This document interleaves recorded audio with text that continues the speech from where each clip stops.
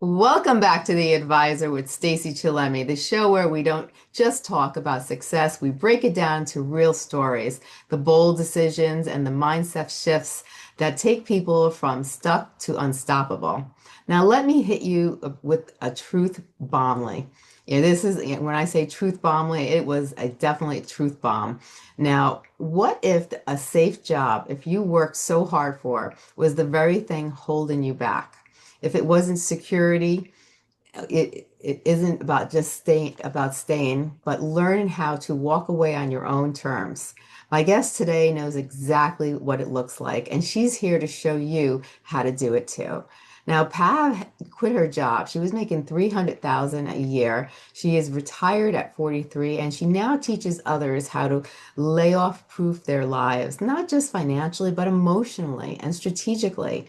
Her platform, layoffready.com, is it's empowering to thousands to escape the fear of layoffs, take back their time, and create lives that they no longer need to recover from. And today, Pav is here to share excitingly how her retiring early than you think can actually help you in some ways and without sacrificing your security. So Pav, welcome to the show. I'm so glad you're here and take a moment to say hello and tell everybody about yourself. Hi, Stacy. Thank you so much for having me here, and I'm super excited to share my knowledge with everybody. So, I am Pav. I am the founder of Layoff Ready, a platform that helps high-achieving professionals, especially those who are quietly burnout or anxious about layoffs. You know who you are, to be able to fund your freedom with the money and the skills that you likely already have, so you can make sure that you make your job optional. And the key word here is not having to stay stuck in the job or situation that's no longer serving your highest good, or start another side hustle that you're gonna hate later anyway because you're burnt out again just to make the money. And so as for me, like I am a Thai immigrant in America, so I grew up in a strict Thai Chinese family, and I didn't really have much self-confidence back then as a kid. And the idea of wealth to me was to marry a rich guy. And because I didn't really believe in myself back then that I could become my own rich man. So what I did was like I did land a rich man in real life then, but then I walked away from that marriage with barely anything but my two pet rabbits and rebuilt from a scratch. But luckily, through my brokest day, I my lawyer told me that hey, before you get divorced, in order for you to do that, you have to do budgeting. And like I got an MBA in finance. I didn't really learn financial literacy until probably 38 at that time. So it took me a while to do that. And from there, I uncover a hidden 401k account that I set it and forget it like years ago. So that was like my starting point of financial literacy journey. And from there, I was able to like I did learn a lot of things, which then helped afford me to retire from my corporate job at 43 and to fully now pursue my passion to make the world layoff ready. I love that. Now, you missed your grandmother's final moments because of a PowerPoint meeting. Now, that was hard. But you also cracked something open for you. It made you realize something. Can you take us down that moment and tell us what awakened in you at that very moment? Yeah, so I remember that like very vividly, Stacy. I was working on a PowerPoint presentation. So by the way, before as a background, my grandmother was 100 years old before she passed away, so she did live a full life. And so we kind of expected, like okay, like this moment's gonna come, but I was debating in my mind for probably like a month plus because I was so busy working. Like, okay, if I should come visit her to see her for the last time, but oh no, I think she's gonna live since she lasts that long. So it kind of like been on my mind for quite some time. And this is like part of, what I would say like a little bit of a regret that I didn't get to see her for that moment. So when I first heard from my mother, she called me through FaceTime and I was in a meeting about another meeting that we have to meet the next day. And I just was numbed, because I already knew that she was gonna pass away anyway at some point, but because I was just too busy working on a presentation and for a slide 37 to be exact. So I missed the last chance to see her for the last time. So like since then, I it really opened my eyes to the whole new light that like, for the longest time, I've been in corporate for 23 years. I've been watching my loved ones or my friends and people to like really like live their life through FaceTime, but I didn't actually get to participate with them. And I don't really want to do that anymore. So I think like the moments when I heard from my mother that my grandmother passed away was my wake up call. And it was like a permission for me to say that, okay, now I am financially, emotionally, mentally ready to like really leave my job Right. forever. Wow. And that must have took a lot of strength for you to do that. That was definitely an awakening, but sometimes you realize there are more important things in life than just working and making money. And, something like that is definitely an awakening call. Yeah, totally. And honestly, like I've thought about, leaving my job for quite some time already.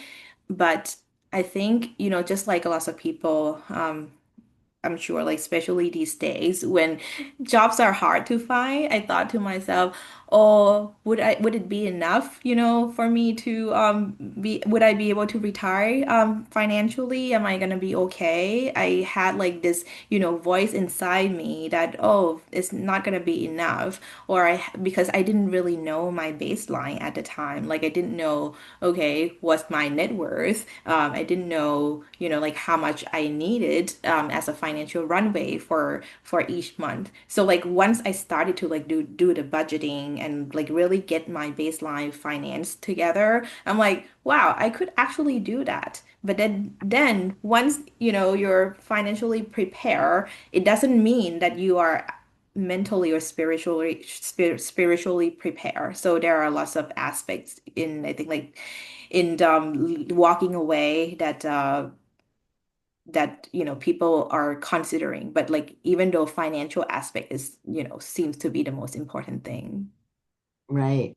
Now you made a radical choice, walking away from $300,000 job and retiring at 43. Most people think that's impossible. What do they get wrong about early retirement? Mm, I think so. Do I think that everyone should retire early? No.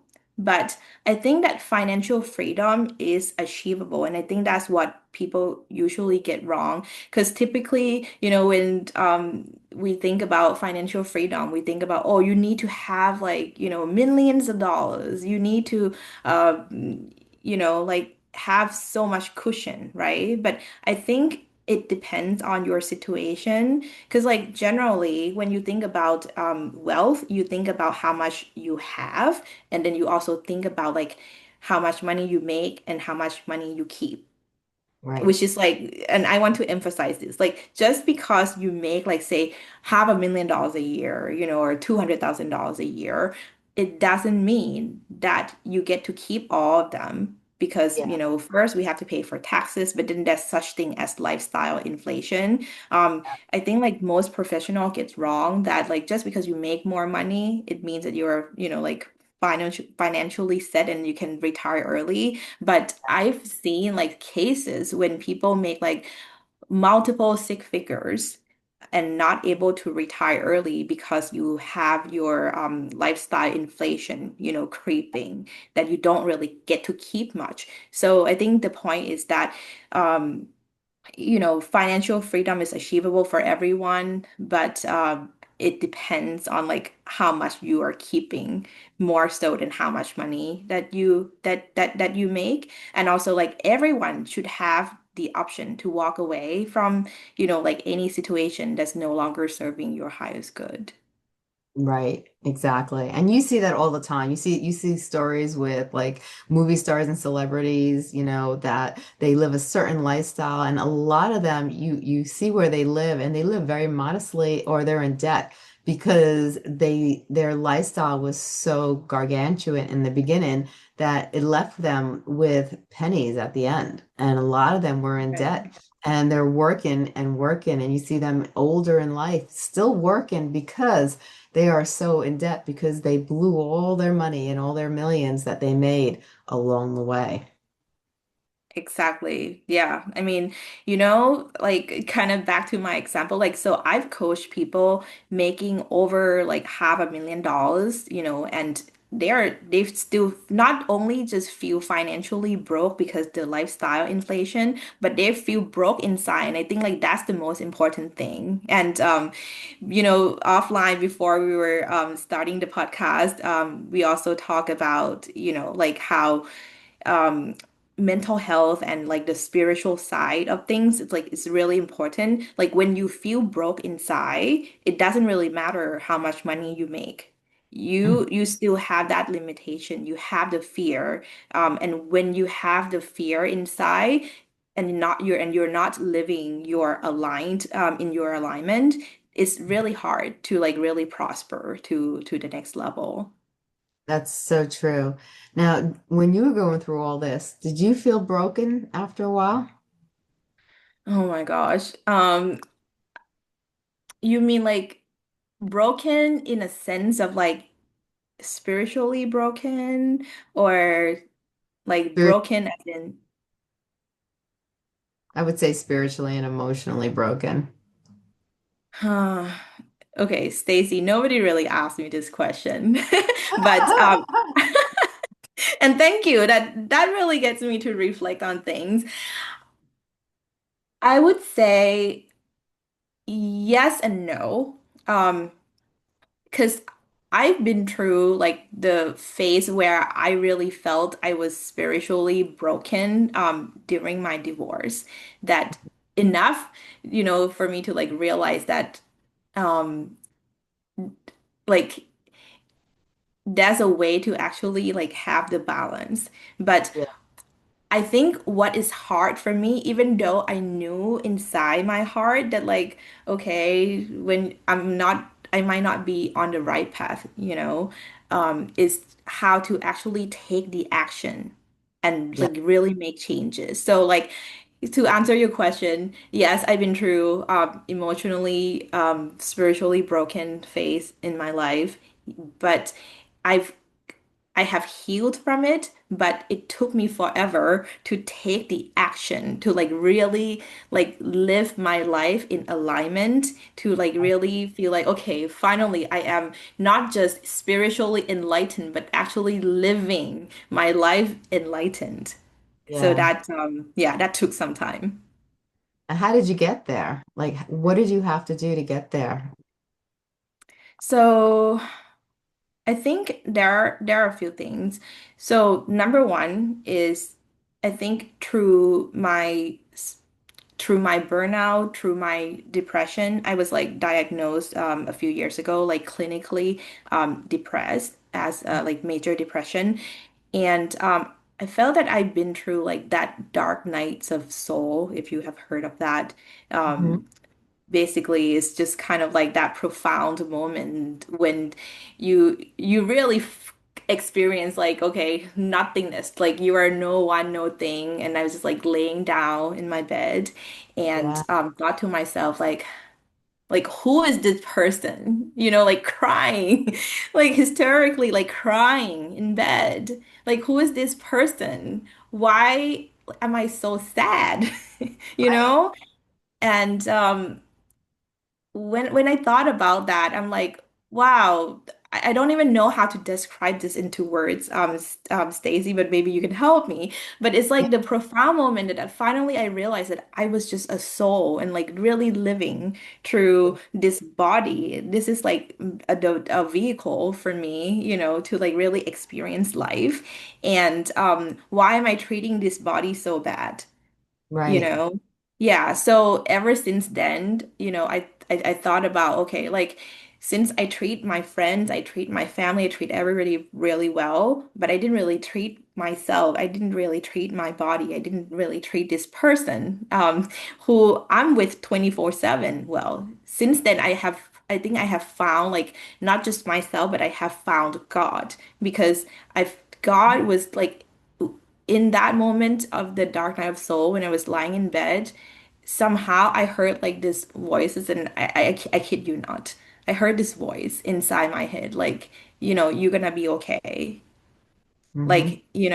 Like I I, I don't even know. I felt the profound love, Yeah. inside me, and I call him God. I don't know. That could be an alien, but I believe that that was God. And since then, I had the conversation with God whenever I've gone through challenges. When I start my days, I always talk to God and I ask him like, okay, like, please let today be my miracle day. If there's any messages or anything that you like use me as your vessel to convey that. And when I start living in alignment, life has just completely changed. So like that's more like a spiritual side. But then I think like on another side, which is more like a mechanical, earthly side of thing, is like when you start um to to take care of your mind, your body and soul, but also like your own finances. And Right. I keep telling people like three numbers that you really need to know, as in your financial baselines, Mm-hmm. are number one, you need to know what's your net worth. Like, what's the assets minus liabilities? That's how much money you own and you owe. And then the second one is I call it FU fund. Basically, is a little bit extensive of the emergency fund. So your expenses times 6 to 12 months, Right. um, which is kind of like a power fund that gives you the power to walk away from any situation, any person, any job that is no longer serving your highest good with dignity. And the reason I call it FU fun is because in a way you can just say like FU bye. Yeah. I'm leaving because I have this money. And then Mhm. the third one is you need to know your FIRE number, and the FIRE number is financial independence, retire early number, which is how much money that you have invest in the market, so that Right. you can take a small amount while keep leaving the rest growing in your portfolio. So that's Right. very important. So that number is basically your annual expenses divided by 0 point uh sorry divided by 4%. Mm-hmm. Yes. So that's very important. And that I think like ever since then, that has changed my life tremendously. And Mm-hmm. hopefully, yeah, the audience too. I love that. Now, the book Die with Zero shaped your decision to leave the corporate world. Now, what was the insight from that book that hit you the hardest, and what changed your Oh game for my you? gosh. Yeah, so I think the basically that book talks about, like why are you like don't delay your joy, right? Yeah. So, I think like Die with Zero gave me a spiritual permission slip to like, okay, stop postponing the joy and start collecting the money for a life that, I sorry, stop collecting the money for a life that I wasn't living. As in like, Right. collecting the paycheck, but then not living that life. And I think like one of the chapter in the book, the author talks about how he took his mom to I think the pyramid, and then she got so old. He got, all the money in the world, but she wasn't really being, able to walk so well, Right. to the pyramid.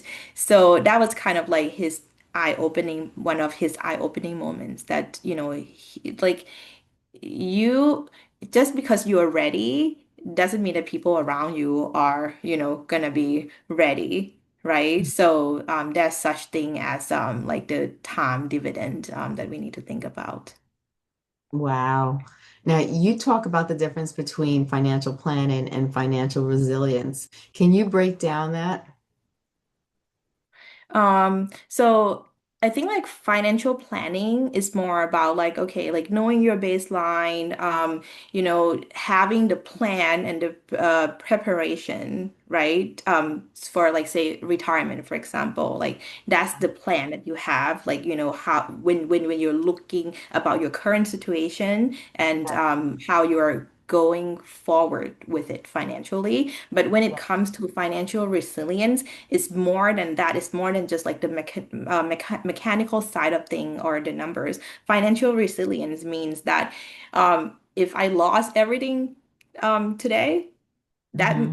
I'm I'm not gonna go broke, and I know that for the fact because I have that resilience, the agility. I have like the knowledge inside of me, the Yeah. power to know that okay, like if I have to start over, this is the step by step. I have the framework to do that. So I Yeah. think that is very important because, like, most professionals, especially like the high achievers, we rely so much on experts. Like, you have a CPA, you have financial advisors, but Yeah. we don't really so you give the power of like, okay, manage my money, manage my taxes return Yeah. to the professionals, but then you don't really tend to those numbers yourself as much, right? So I think like the first step to have the financial resilience is like know the in and out of your money first, and then from there, like, build a backup plan. Your financial advisor is not going to help you build a backup plan. Like, say, if the market crashed tomorrow, Yeah. they'd be like, okay, bye, I'm sorry. But Yeah. yeah, the financial resilience is kind of like your lifelong companion that will, take you from zero to, zero to hero and then back to Right. zero. Hopefully not, but then over and over again. That's why it's so important. And sometimes it's the missing link for so many because once you build, you incorporate that resilience into it, anything could be possible. Yeah, totally. Now, you coined the term layoff proof. What does that really mean? And why does the first step someone can take what to make that their reality? So, yeah, that's such a great question, Stacey. So, layoff proof, your life or layoff ready, basically is just kind of like, you know, is basically is a freedom-based financial preparation designed for people who want to like feel safe no matter what happens, and kind of like back to what we just talked about, financial resilience. So it's not just about like budgeting or savings, but it is about the mindset. It's about like a system to help you create a backup income or savings before you need them. And the keyword is before you need them, before you get laid off, before you get burnout, before life hit you, before divorce, before anything that happened.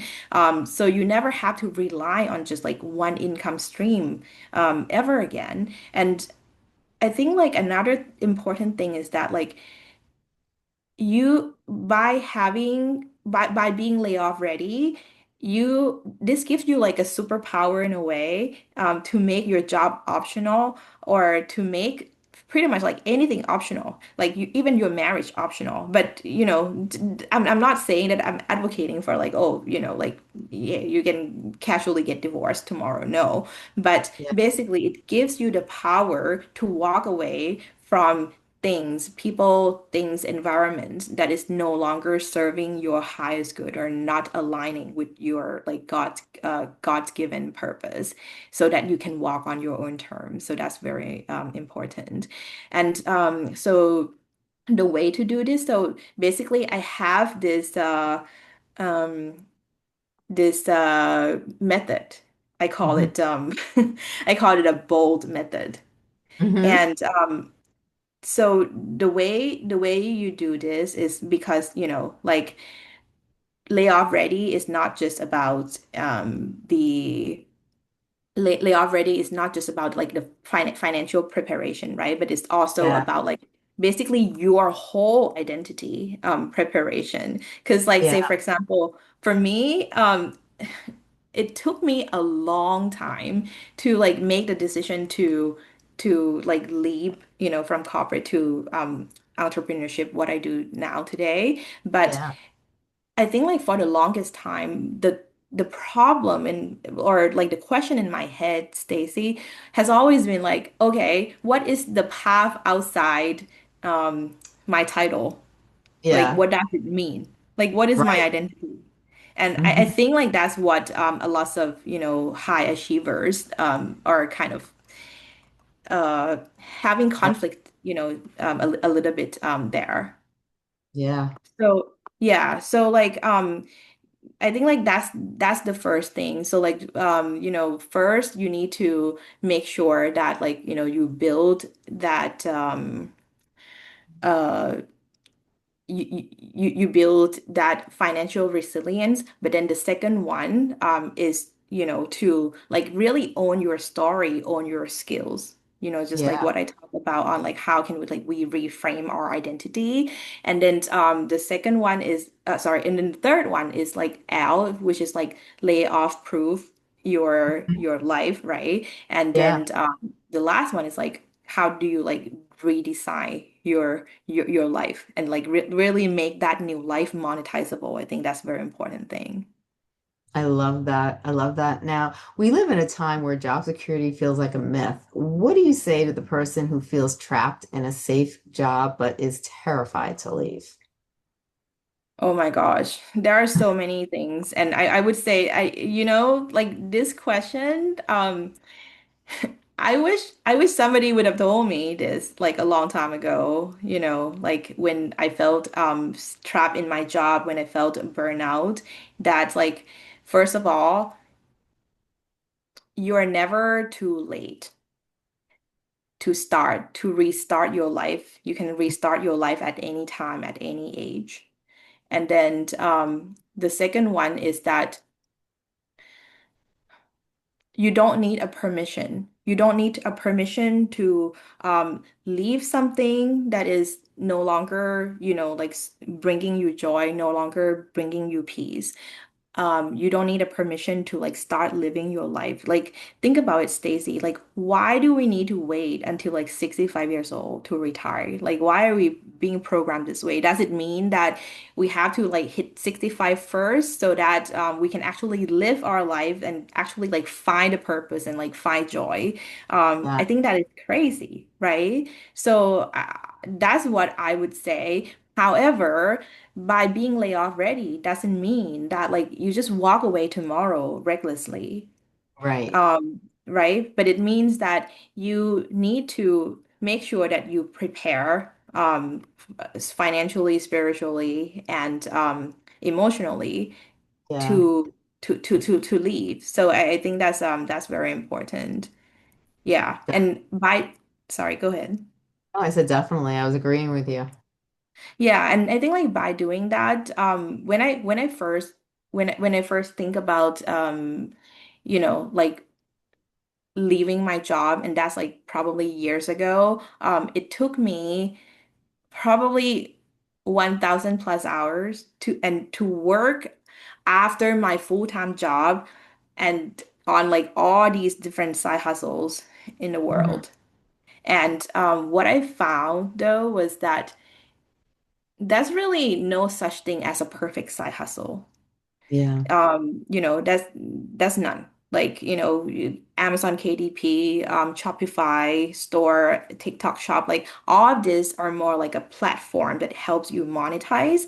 But the Yeah. most important thing is to like find out first what is your existing skills that you already have. And typically, like these is like hidden in plain sight. These are the skills that, your company is paying you big bucks for, Yeah. but you're just not using it as a transferable skills that other people outside will probably are searching, Googling about it and will pay you premium for it. So I think like, it's important to like really be open-minded to, think outside the box. Because when I first started like with this side hustle things, it's like, Yeah. oh my gosh, I don't even know like where to start. There's just like so many different thousand different things under the sun. But what I did though that really helped me narrow things down is like once you define like, okay, what's your like best asset, what's your skills, right? And then what are the big problems? Like say name like five big problems that you're solving for at work, Yeah. and then think about like who else are paying for those skills, right? And then update your LinkedIn even like, to say in your headline that okay, like what you actually do and who you help, not your title. And that Yeah. makes you agile, not just like okay, like I'm stuck with like one company. And then practice Yeah. telling a story like, in 60 seconds, like where you started, like what you overcame and how you make your life powerful now, and people will come, and then from there you can think about like what's the right platform that you that you'll be using. I love that. That's such great advice. Now, you replace fear with freedom. That's not just a mindset shift, that is a whole identity shift. Now, what did the transformation look like for you? Oh my gosh. Yeah, so living, so okay, like I call it like courage without sorry, I call it courage over comfort, Hmm. basically. So for me, it's like in the past, I used to be, like so stuck in my mind that okay, like I can only make money from my 9 to 5. There's really no path for me, to do anything. That's the only thing that I do best. But then, like with courage over comfort, or like living without fear, to like really achieve the freedom. The Yeah, new me now would be okay. I'm scared of it, but I'm just gonna do it anyway. right, That's right. one thing. Yeah, and then another thing is that, you know, you.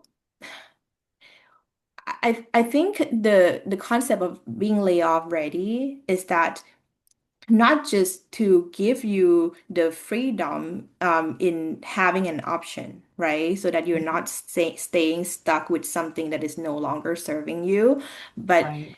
by being layoff ready, or having that courage over comfort, or living without fear over to have the freedom, also means that you have self-respect. It means that you respect yourself enough that you deserve, that you know that you deserve the best life, and by having the best life, you know that you need to prepare for it, you need to have a plan.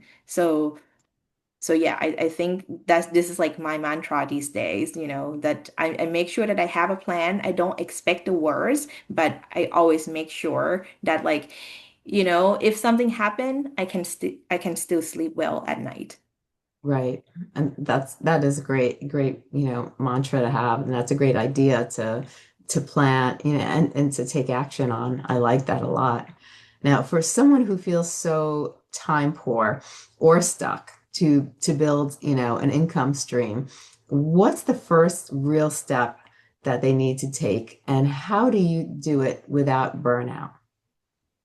Yeah, so I would say the very first step, and we kind of touched on this a little bit earlier, Stacy, is that, you start with like auditing your skills, your existing skills. You don't need to, and when people say, oh, you need to like learn more stuff, I Yeah. am actually the on the opposite side.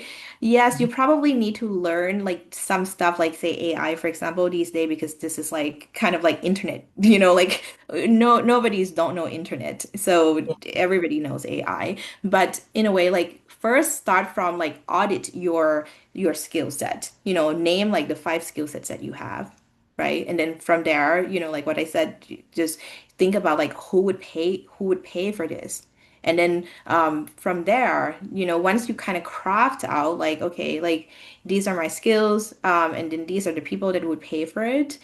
And Mhm. back to like courage over comfort. We just, go on LinkedIn, or talk to your friends, your family. Those people typically would be your first customer. Just Right. say like, hey, this is what I'm thinking of doing. Would you like be open to be my first Yeah. customer? And most of the time it's free, but at the very least, you have done two things. Like one is you already test the concept to see if it Mhm. actually works, right? And then the second one is that you would have like the testimonial that you can actually take from there to run your real business. I love that. I love that a lot. Now, what's your definition of success now, and how does it differ from what you used to chase? That's such a great question, Stacey. So the success to me in the past when I was younger was more about like, you make more money, you climbing up the corporate ladder. But the truth is, um, it is often about learning how and when to walk away. Yeah. So like I would say like the myth, say that you stay loyal, you earn more, you hustle harder, and you'll be safe. But in Yeah. today's world, like loyalty, is not rewarded anymore. Like there's no pension. Nobody's paying pension anymore, except like if you work for a post office. And Right. burnout is normalized, and layoffs, like this is something that is inevitable, is coming Yeah. anyway. So yeah, like my definition of success in the past was just more about like this, thing that the society has been programming us, but now the success that I value is more on like, okay, if I'm in good health, my family is, in good health, we are happy, and I'm living in joy, I'm living in alignment. That is Yeah. success to me. It's not just about like the titles that you have or the money that you have. Like, it doesn't really matter how much money you make or that what like title you have if you feel empty or corrupted inside. That's Exactly. not true success. Now, if someone is listening right now and thinking, I want this life, but I'm scared, what would you say to them directly? Hmm. So I would say that like two things. Like one, on the practical side, like make Mhm. sure that you get your baseline numbers, like the three numbers that we talk about, like your net worth, your Yeah. FU fund, and your fire number. Like that is your anchor.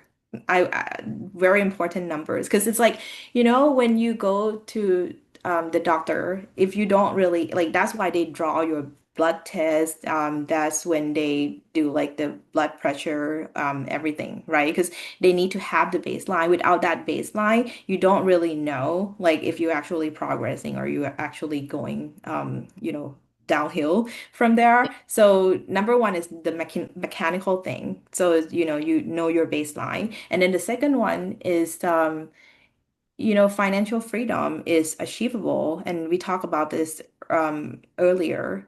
It's just a matter of like how you define. that financial freedom because in fact there are many different types of fire, right? So like when we think about the fire movement or financial freedom, retire early, we typically think about, oh, you need to have like that FU number or that like the amount, like a large amount of money for you to be able to retire. But there are actually four types of fire. So lean fire is like, when you are retiring with like a minimalist lifestyle, ultra low spending. Fat fire is like, oh, you want to, spend and live the luxurious freedom. But what's interesting is and this is like what a lot of like Gen Z and millennials are doing these days when they quit their job is they are doing barista fire, they are doing course fire. So barista fire is, you quit the full-time grind, but then you still work part-time to get the benefits. And I think I joked with my friend, like eventually we'll have like half the country working for Starbucks because Starbucks yeah, because Starbucks actually offer full like health benefits and everything, even for Yeah, part-time workers, right? So so that's the barista fire. And then love the it. cost fire is like when you invest have enough money that you're investing that you only need to cover just the regular day-to-day living expenses until retirement. So through course fire, some people would do like, their like freelance job, which is like, part of the uh, work optional model that I'm teaching at Layoff Ready. But there are different types of, like financial freedom. It's not just like this one thing that like we have been boxed in that you need to have like millions of dollars and retire at 65. I love that. I love that. Now, Paige, this has been mind-blowing. Your story isn't just inspiring, it's liberating. And you've been giving people permission to choose a life that they didn't even think they could have. Now, for those who are ready to start to lay off proven, where can they exactly go to connect with you and learn more? Yeah, so okay, if you're a burnout or you're scared of, laid off or just, you just want to make your job optional, so you can come hang with me and and the community. So you can first like download my free layoff ready toolkit at layoffready.com. And then you can also follow me on TikTok at Moments of Reset. And also, check out my Bold Rise Circle. This is like the a close community. It's kind of like an experiential learning community that helps you find what's your God's given purpose, and then turn your existing skills, right, that is aligned with your purpose into income and financial freedom. I love it. Now, if we had to take today's conversation and you wanted to pull out some important factors, what are some things you want people to walk away and remember? Hmm.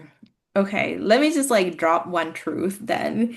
So most people don't realize until it's too late. You know, that when you have no backup plan, you have no peace.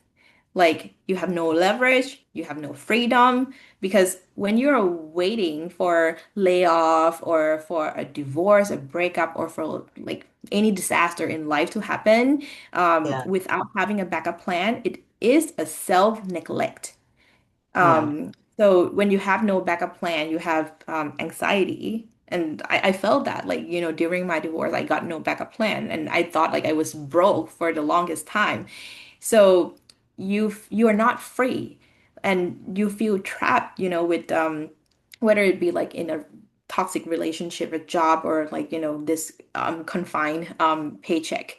So yeah. your job is not your plan. Your plan is when is what lets you walk away on your own terms without fear. And by the way, what I'm saying is that like it's great if, if you love your job, you can continue working, right? But Mhm. still, like without having the backup plan, you can be let go anytime. Yep. So when you are layoff ready, that means that you have like that self-respect, that you know that you deserve the best, and you know you deserve the freedom, you deserve the peace, and plus having a backup plan is like it's not a weakness, it is power. It is like superpower. That's so true. That's so true. Now, are there any other services that you want to mention that you provide that we haven't discussed? No, I think we already cover everything, and thank you so much for asking, Oh, Stacy. you're very welcome. Well, this has been an amazing, amazing podcast. I really enjoyed having you on the show. I hope you'll come back. There are so many things we could talk about, and I think you really give people, an eye opener of what, that they don't have to settle, that, settling is not an option, that we always have a choice. And it's just figuring out, step by step how to go about it the right way, and that there's always options out there because a lot of people feel trapped and stuck, and we don't have to. And you make that very clear, and you really give hope and inspiration to others. So I thank you so much. And your story is inspirational to begin with, and your resilience yourself is outstanding. So you are a wonderful person, and I thank you so much for being on the show. Thank you so much for having me. Oh, you're so welcome. You have a great day. Thank you, Stacy.